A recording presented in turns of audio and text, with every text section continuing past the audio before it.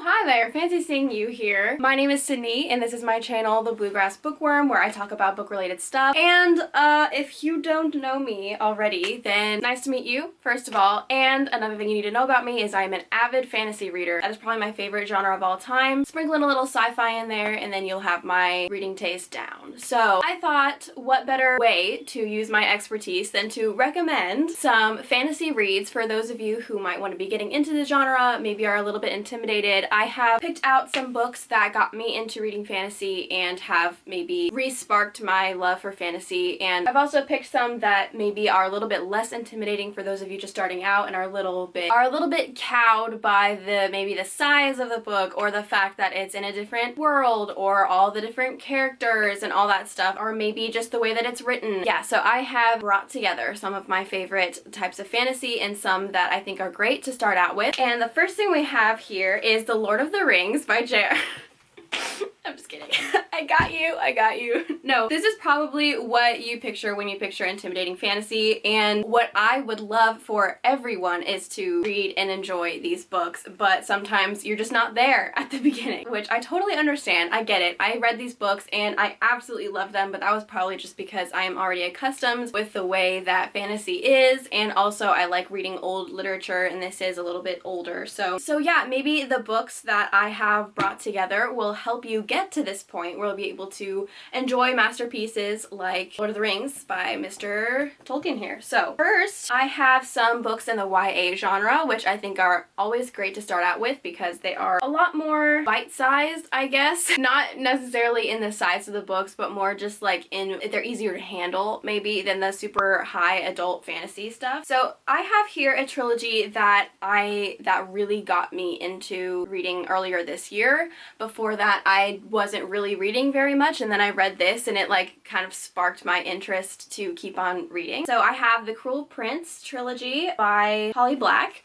And sorry if that was shiny, the window's right in front of me, but this I feel like is such a perfect book to get into the fantasy genre because I feel like the plot and the world building is easy to digest. I feel like the world building is one of my favorite parts of this book, not just because it's easy to picture and easy to digest and super awesome, but just because of the vibes. I don't know how else to describe it, but the vibes. Like, I feel like Holly Black is so good at capturing the vibes of a classic fantasy story. The fantasy in this is less like Lord of the Rings-esque and more like Irish fairy folktale-esque is what I'm getting. In this one, fairies are very mischievous and devious and usually have some kind of like animal part on them, like wings or a tail or ears or something like that. So I definitely fell in love with that aspect of this. But plot-wise, so this one is about a human girl named Jude and her twin sister who got taken from their home in the human world and taken to fairyland by this fairy who used to be in love with their mother. And so he shows up at their house one day in regular old human world and kills her mother and kills her father and captures all of the daughters and brings them to fairyland. And Jude and her twin sister are both human, and so they're trying to find their way in this fairy world where all the fairies hate them and are trying to kill them constantly. So Jude grew up very jaded and learned to defend herself, and so she wants to be a knight in the guard,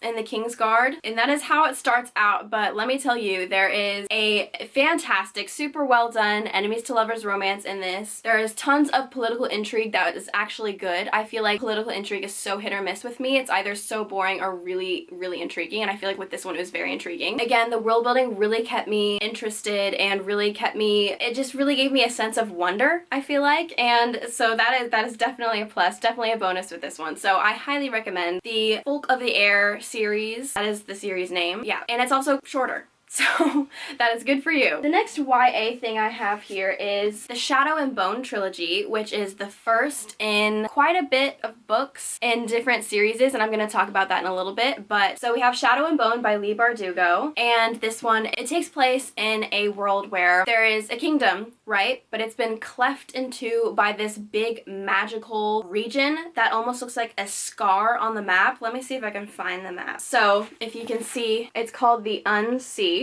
and it's just this big cut basically in the map, and if anyone goes in there, there's creatures that will kill you basically. And so every once in a while they have to cross the unsea in order to get to the other side of the kingdom, and our main character Alina is a soldier in the army basically is what it is, and she has to cross the fold, which is another word for it, and when she does so, she finds out that she has abilities that she didn't know that she did have. In this world there are magic users called Grisha, and every young child is tested when they're young to see if they're Grisha or not, so they can go and join the Grisha army. There's like the Grisha army and the non-Grisha army, and when she was tested, she found out that she was not Grisha, so she didn't know that she had any abilities, but then when she crossed the fold, she found out that she did, and she actually has the ability to summon light, which is a never before seen ability for the Grisha, and they think that maybe she is the key to vanquishing the unsea, the fold, because it is just basically darkness, pure darkness, and they think with her ability to conjure light that she'll be able to destroy it. Now,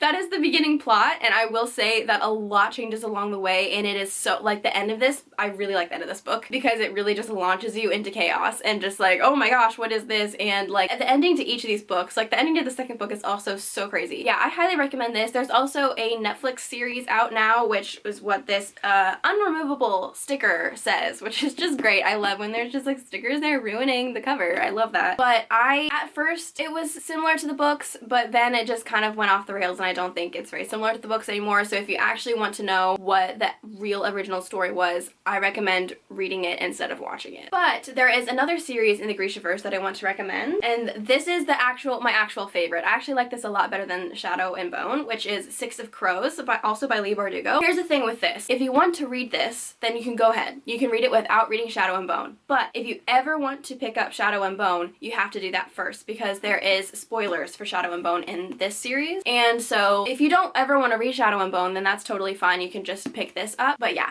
there is spoilers. Just know that. So you probably won't be able to go back to Shadow and Bone freshly after reading this duology. So Six of Crows is so widely beloved. I feel like this is one of the most widely beloved series out there. Like, I hardly hear bad things about it. Like, it's because it's so good. That's why it's so good. So basically, this takes place in the same universe as Shadow and Bone, but in a different kingdom / region place. It's like an island, and basically, we're following this team of criminals who are all working together to go on this impossible heist. And each member of this ragtag group of criminals has its own personality. They have their own perspective chapters. They have their own tragic backstories and stuff like that. And I love books like that. I love books with teams, first of all. That's probably like my favorite thing in books, and especially fantasy books, is when there is a team trying to accomplish something and they're all like good at different things. And that is what this is. There's 6 different people that they all have different skill sets. They're all good at different things. One is like the mastermind, the leader of the group. One is super good at like stealth and acrobatics, and one is super good at exploding things. One's super good at like sharpshooting. So like, they're all good at different things, and it's such a good like found family. Like, you get so attached to them, but also like this super awesome heist plot is going on. And I wanted to talk about also, I feel like this is one of the only like steampunk-ish books that I've read, and I absolutely love the steampunk aesthetic so much, and I wish there was more of it. But I mean, there probably is. I just haven't read it yet because I haven't been reading like avidly for very long. But yeah, so I just super enjoy this. One of my favorite series of all time, honestly. Yeah, so if you can see on the cover, it says 6 dangerous outcasts, 1 impossible heist, and that basically sums up the story. So highly recommend this wonderful book. Okay, and then I have a couple more recommendations from the YA genre. So I have A Word So Fitly Spoken by T.A. Lawrence, and this one is self-published, so it's not as well known, but when I tell you, I was shocked by how much I adored this book. So I really love fairy tale retellings, and this one is a fairy tale that I've never heard a retelling from, which is 1001 Nights. So I didn't even really like know the original fairy tale, so I went and like looked it up, and I was like, oh, okay, that's cool. And it is actually like pretty similar to this book, just with like a couple twists. So in this one there is fairies, but like kind of classic YA, like modern fairies is more similar, I feel like, to Tolkien's elves or something. They're basically just like super beautiful humans that are a little more magical and a little more like in tune with nature. Although unlike Tolkien's elves, well, I I don't know. Tolkien's elves did have their kind of crazy, bloodthirsty phase in their lives, but yeah, fairies are usually just very, very mean to humans and think they're like a lot better and very okay with killing said humans and very okay with being at war with each other and hating each other, and since they're immortal, they just have like immortal grudges and all that stuff. So that's just a overview of what fairies are usually like in modern literature. So in this one, fairies are more like the upper class, or like the royals, and the lower class are all the humans. And the main character in this is a human named Asha, and she is very unique in that she is a human who has magic. Magic in this universe is so cool because it's almost like a sentient being that's living in your head. Like, she has conversations with her magic, and usually magic is just like a thing that a person has that they can use and like learn to control and stuff like that. But in this, it's like, it's almost like another person that takes over and then like can do magic stuff. I don't know. It's cool. It's really cool. An overview of the plot before I get into why I adore this book so freaking much. So it's about Asha, and she lives in a kingdom with her father and her beautiful younger sister. And the king is a fairy, like I mentioned, and he has just lost his wife. His wife happened to be human. So the queen was human and then she died, and no one really knows like how she died, but it is rumored that somehow the king was involved, or that something was like, I don't know, they suspect some kind of foul play, maybe on the queen's side, maybe on the king's side, whatever. And the king, since his wife has died, has decreed that he is going to marry a human girl, a beautiful human maiden, every month, and then execute her. And just like that same cycle every month, he's going to marry a human girl and then execute her, marry a human girl and execute her,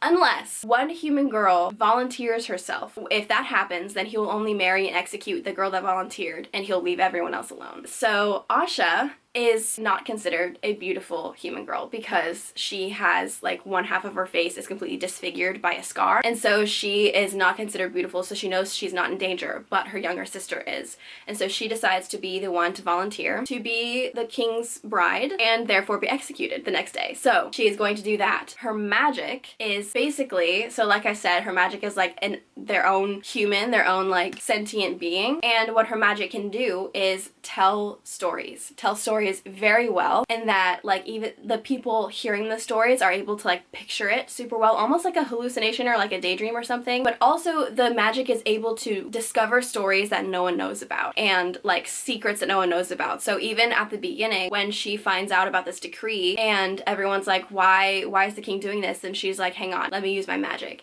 and then the magic tells the story of why the king is doing this, why he is declaring this decree. And so that's a very, very cool element. But another reason why I feel like this is a perfect book for a beginner fantasy reader is the way that the author does writing and exposition. And I feel like so many writers kind of info dump, or they're not very good at like making sure that the reader understands, or they're like basically, you know, drinking from a fire hose kind of writing, where it's like you get what I mean, just like there's this person and this person, there's this king and this kingdom and like all this stuff, and it's just like okay, I need to keep track of this in my own mind. But I feel like when you read from this author, I feel like you don't even have to try to understand, because she just does such a good job of like saying the right information in the right order and stuff like that, where it's so seamless to like take in the information. And so I feel like even if the plot that I just gave you is confusing, I'm sorry, that's me. But just believe me that when she says the story, it's like so understandable and it's so great. So I feel like this is a perfect series for a beginner just getting into fantasy and is maybe a little intimidated by the exposition and the world building.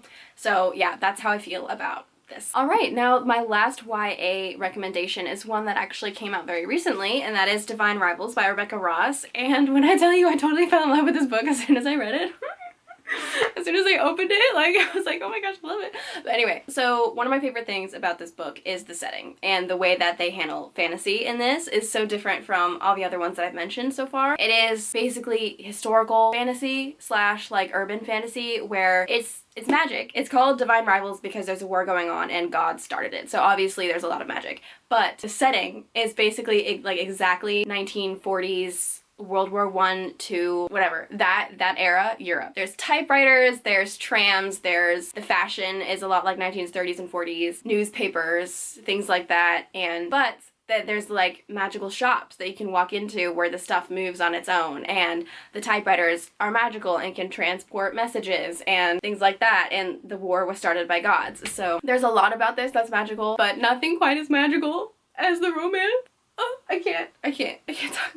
love it. I loved it. Okay, the couple, I can't like think about it for too long or else my voice starts to sound like this and then sorry, anyway, but you know that if a book makes you do that, then it's a good book. So, yeah, basically plot-wise, sorry, I need to pull myself together. So plot-wise, this is about a girl named Iris, and her brother has gone off to war, and she's very torn up about it, and so she's very sad about it because her brother was her only sibling, and so she's left to take care of her mom alone, and because of that she has to get a job at this newspaper place, but she loves writing, and so she wants to be like the best. She wants to be the columnist at this columnist, I actually don't know how to pronounce that. Columnist. She wants to be columnist at this paper, but there is another person at work that also wants the job, so they're like competing together, and this boy like always has something quippy to say, and he's also like a rich kid, and she's poor, and so they're very much like rivals in every way, and so that's also upsetting her and not making her life any easier, and so she always goes home to write a letter with her grandma's typewriter to her brother. She knows that she can't send it, so she just puts it in her wardrobe to save, just for reasons. I don't know, like what can you say? But then she finds that all the letters that she puts in her wardrobe mysteriously disappear, and so she's writing to her brother, giving it to the wardrobe, and they disappear, and she's just like, okay, I don't know what's up with that. But little does she know that her rival at work is actually getting these letters magically. Something about the wardrobe or the typewriter or something, they don't know what causes it, is transporting all these letters to this man for whatever reason. They don't know why. He's getting them, and he can tell that it's Iris writing them because of how she writes it and how she talks about her brother and all the stuff. He can just put together that it's her. But he starts to write letters back saying like, I'm not your brother, and like, stop writing to me, I'm not your brother. She's like, what the heck, who is this? I didn't know the wardrobe could talk back, whatever. But then they like start to send letters back and forth, and he knows that it's Iris, but Iris doesn't know who's sending these letters back, but they start kind of bearing their souls in these letters and like opening up to each other, and it's really sweet. And that's how it starts out. That's like the beginning plot, and obviously it goes to a lot of places from there that I don't want to mention because they're spoilers, but just read this, please. Just like read it. It's like it's short and it's sweet, and the second book is coming out soon, and I'm so excited. But anyway, yeah, just like I need to stop. This is just it's a good book, okay? So that wraps up the YA section, and now I have a few adult series that I recommend. I do want to read a lot more from the adult fantasy genre because I don't know, I really like high fantasy, and every time I go into that section at Barnes & Noble, I'm just like, so I definitely have a lot of those kinds of series on my TBR that I want to get to eventually. First, I just kind of want to get a lot of the popular series out of the way. So there are a few popular series that I wanted to just mention that I haven't read yet, but maybe you could check it out if you're a beginner fantasy reader, just getting back into the fantasy world. Just like me, I only just started getting back into reading this year, and so I have a lot of really popular series that I have not read yet, such as the whole Shadowhunters Chronicles, Shatter Me, Caraval / Once Upon a Broken Heart. I don't know, there's just a lot. Those are the ones that are at the top of my head, but like those are ones that I really want to get to, and so I'll probably release a part 2 of this video at some point in the future after I've read a lot more of this genre and have a lot more grasp on what's good for beginners and what I recommend and what's just like good quality in general. Anyway, I wanted to hop into my adult recommendations. So for this one is a sci-fi, but I had to throw it in because I literally gave every single book in this series 5 stars and it's perfect through and through, and that is Red Rising by Pierce Brown. So hang on, I know this series for whatever reason is very intimidating to people, and I guess I can see why. You do have to pay attention because the political stuff, the world building, it can be complicated, especially if you like kind of skip over the paragraphs that explain it. And like if you're like me, you like to just like skim over stuff sometimes, just like kind of like speed read. But for this one I did have to read every word in order to understand what was happening. So if you're not doing that, I can get why it would be confusing to read. But I swear, if you do take the time to read every word and like every sentence like it's supposed to be read, it is so good. Like, I do not usually, like, some of these series in here are my favorite, like some of my favorite all-time series, and in none of them I give every book 5 stars. But in this one I did. Every book was 5 stars. So I could not recommend this enough. It's sci-fi, and I feel like sci-fi and fantasy are kind of very similar genres because, you know, they're put together at bookstores, they're together in, yeah, a lot of different ways because there's still world building involved. Sci-fi is just more futuristic and has more technology, and fantasy is like old-fashioned or whatever. So I felt like it was appropriate to mention this one, and also just because I need somewhere to say how much I like just love this book, okay? Just like Okay, anyway, plot-wise, so this is about, where do I even start? So it is futuristic, it's sci-fi, and it's set in a world where like people are living on different planets, and our main character lives on Mars. And another thing about this world is that every person is, there's basically a caste system for the society, and every person is set in that caste system, and the system is based on color. And the higher colors are like gold, silver, copper, white, like people like that, and the lowers, actually the very lowest, is red, and that is who our main character is. The reds are basically like the people that live underground and mine and like do the most dangerous stuff. Our main character Darrow is a miner of some kind. He's called a death diver, and those are the ones that go super deep, operate super complicated machinery, and they could die, melt at any moment. And so he's very good at what he does because he doesn't die, so that's pretty good. The society is very Hunger Games-esque. It's very similar to the way that society is, where basically the capital, or like whoever's at the top, lies to the people at the bottom about what their society is like. I actually read this right after I read, what's it called? I forget exactly what it's called. In Order to Live, I think maybe is what it's called, by Yeonmi Park. It's a nonfiction about this girl who escaped North Korea, and the way that she described North Korea is almost exactly like the society in here, where they like try and say, oh, our society is the best. They tell the people at the bottom what to believe, what to think. It's so interesting to read this right after I read that. But so that is also very interesting. It's a very cool aspect of this story. But a lot of things happen at once, kind of like a couple chapters in,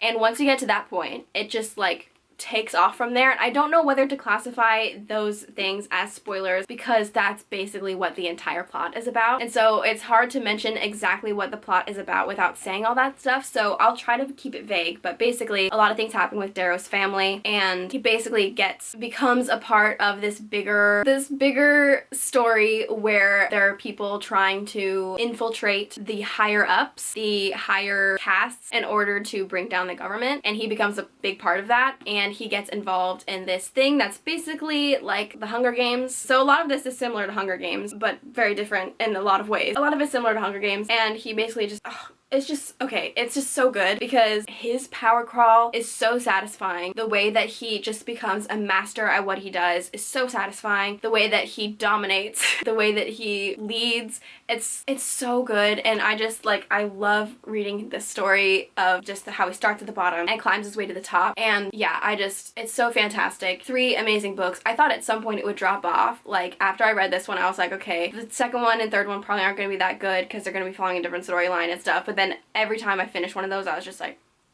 how does he keep pumping out 5 stars? Like, I don't even understand. So yes, this is a huge recommendation from me. I don't know how beginner friendly it is. I mean, I feel like I was able to digest it pretty easily, but yeah, to each their own. But you don't have to start out with this if you don't want to. I just really have to mention it because it's so good. But anyway, that's my first adult recommendation. And then next, so I have some popular ones here, so don't get mad at me if you already heard these recommendations, because I wanted to make this video for anyone who might be getting into the fantasy genre and might not know anything. And so this one is a very widely talked about series, which is A Court of Thorns and Roses by Sarah J. Maas. I am very happy to say that I have read every book that this woman has put out into the world. So that is a yay from me, but this is not my first series from her, but I did take a break from one of her series in order to read this, and I really loved it. But this one is a fantasy romance, but it's more focused on the romance than the fantasy, I would say. There is a lot of plot. There's definitely a lot of really awesome plot stuff that happens, but I feel like the romance is just such a big integral part of it. Yeah, that's what I would say. But so in this one there is fairies. This is one about fairies, the kind that I mentioned before that are a little more like elvish-esque. And we're following this human girl named Feyre, who is part of a very destitute family without a mother. She just has a crippled father and then 2 other sisters, and she's the youngest, but she's the only one that actually goes out and tries to get food for the family. And so when the story opens up, she's actually hunting in the woods, and she actually shoots a wolf who is trying to kill a deer because she wants to eat the deer, so she shoots the wolf. But that ends up being like not a good idea because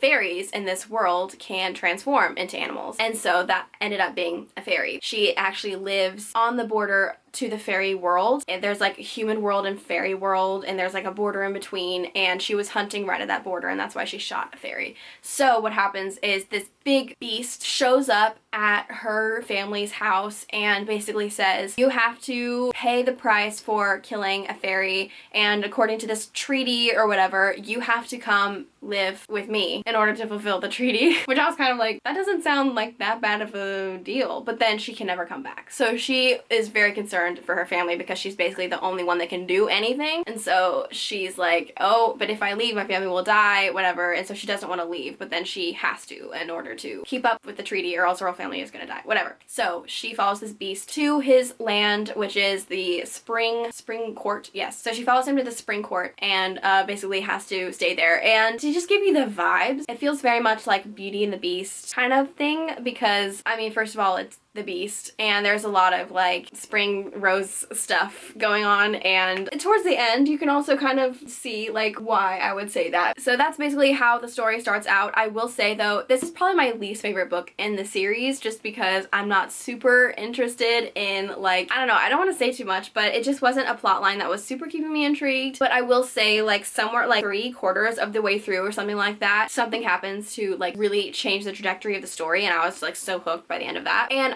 I'll say from then on, the series like takes a turn for the best, and I just like, was really into it. So first 3/4 of this book wasn't bad by any means, but it wasn't really for me. And so I was kind of, when I read this, I was like, yeah, I just don't think this is for me. And then like the 3rd quarter or the 4th quarter kind of picked up, and I was like, oh, maybe it is for me. So, and then I finished it and I really liked the series. So yeah, I feel like this no fantasy recommendation would be complete without mentioning this series, so I highly recommend. However, there is one Sarah J Maas series that I recommend even higher, and that is Throne of Glass. Here's the thing about Throne of Glass. It's 8 books long, and so that is definitely intimidating to hear about, so I can understand any feelings going in that direction. But what I did was I read the first 3 books, I think, a while ago, and then I kind of stopped reading because I was so busy. That was like the ending years of my high school, and I was like super busy all the time with all the stuff that that entails. And then earlier this year I picked the series back up again, and I was like, why did I stop? This is like one of the best fantasy series that I've ever read in my life. So yeah, I feel like this